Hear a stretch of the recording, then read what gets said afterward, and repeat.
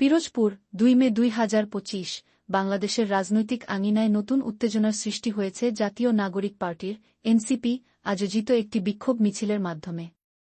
শুক্রবার ২ মে পিরোজপুর কেন্দ্রীয় শহীদ মিনারের সামনে এই মিছিল অনুষ্ঠিত হয়, যেখানে এনসিপি নেতা ও কর্মীরা বাংলাদেশ আওয়ামী লীগকে নিষিদ্ধ করার জোরালো দাবি জানান।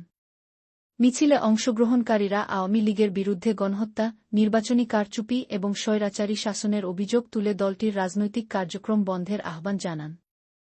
জাতীয় নাগরিক পার্টি গত বছরের ছাত্রজনতার আন্দোলনের ফলে গঠিত একটি নতুন রাজনৈতিক দল, যে আন্দোলনের মাধ্যমে তৎকালীন প্রধানমন্ত্রী শেখ হাসিনার নেতৃত্বাধীন আওয়ামী লীগ সরকারের ১৬ বছরের শাসনের অবসান ঘটে। এনসিপি নেতারা দাবি করেন, আওয়ামী লীগের শাসনকালে ব্যাপক মানবাধিকার লঙ্ঘন, নির্বাচনী কারচুপি এবং বিরোধীদের দমনের মতো ঘটনা ঘটেছে, যা তাদের মতে ফ্যাসিবাদী শাসনের প্রতীক। এনসিপির নেতা আক্তার হোসেন পূর্ববর্তী এক সমাবেশে বলেছিলেন, আওয়ামী লীগকে জনগণ হাজারো প্রাণের বিনিময়ে পরাজিত করেছে। তাদের পুনর্বাসনের কোনো সুযোগ আমরা দেব না। এই বিক্ষোভ মিছিলের ডাক দিয়েছিলেন এনসিপির অন্যতম নেতা হাসনাত আব্দুল্লাহ। তিনি বলেন, আওয়ামী লীগের ফ্যাসিবাদী রাজনীতি বাংলাদেশে আর গ্রহণযোগ্য নয়। তাদের নিষিদ্ধ করা এখন সময়ের দাবি।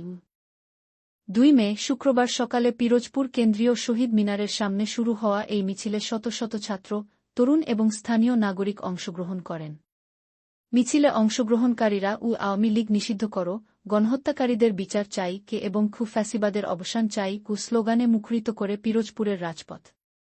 তারা প্ল্যাকার্ড, ব্যানার এবং পতাকা হাতে মিছিলে অংশ নেন, যেখানে আওয়ামী লীগের শাসনামলে নিহতদের প্রতি শ্রদ্ধা জানানোর পাশাপাশি দলটির নিষিদ্ধকরণের দাবি উত্থাপিত হয়।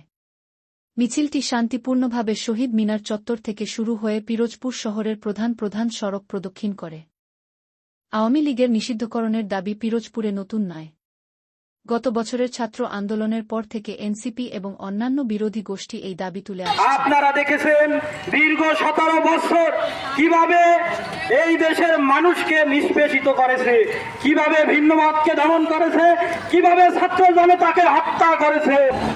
দুঃখ এবং পরিতাপের বিষয়, আজকে এতদিন পরেও সে রক্তের দাম, সে অঙ্গ প্রত্যঙ্গের অধিকার আদায়ের জন্য আবার আমাদের রাস্তা নামতে হলো। এটা শুধু আমাদের লজ্জা না, এটা কোনো জাতির লজ্জা।